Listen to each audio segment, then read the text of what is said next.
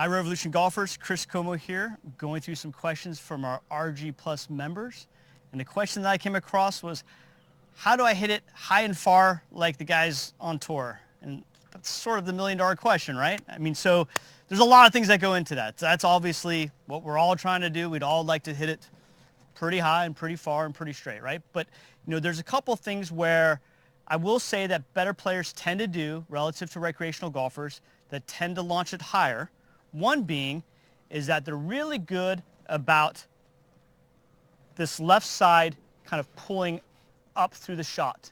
That left shoulder is definitely working up through the ball. Now the problem is I see a lot of recreational golfers tend to do this too early. So they actually try to pull that left shoulder up too early. Their spine tilts back too early. They've actually used all of this sort of power that they can save for club head speed through the ball. They've used it too early in their downswing, and then they're too far away from it. Sometimes it's called early extension, and then they may hit it higher, but they don't quite have the power or the solid hit when they do it that way. So one of the things that we've seen with technology, Gear System, it's a 3D motion analysis system. A good friend of mine, Michael Neff, he shared with me some data that he's come across with some of the longest hitters on the PGA Tour.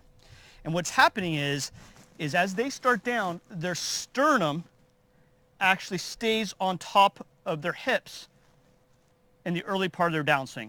So to contrast this to the earlier fault I just spoke about, that sternum would now early in transition work back away from the hip on this side of the hips. So with the better players, they're starting down with that sternum staying on top of the hips for a rough checkpoint right about to lead arm parallel, maybe a little bit later. Now all of a sudden this left shoulder is staying down for longer. So they're transitioning, that left shoulder staying a little bit down longer, and then through the ball, they can pull it up out of the ground. So they're saving that pull, that left side up and away, till later in the downswing where that move can actually add power, or club head speed I should say, speed to the club head. If you do it too early, you're going to lose the speed. You may hit it high, but you're not going to get the speed from it. So what I want you to feel, as you go to the top, you're going to feel as though you're keeping your shirt buttons on top of your belt buckle as you start down, and then through the shot, you're going to try and do a full body, left foot to your ankle, to your knee, to your hip, all the way to your shoulder. Push that out of the ground. It'll feel like you're almost pulling the club out of the ground. And that's going to really create a lot of speed at the bottom as well as help launch it high. So I'm going to try and do in here. Go to the top. I'm going to keep my sternum on top of my belt buckle. And then through the ball, I'm going to really feel like my left side all the way through my ankle, my hip, and up to my upper body, my left shoulder are going to pull up and around a bit.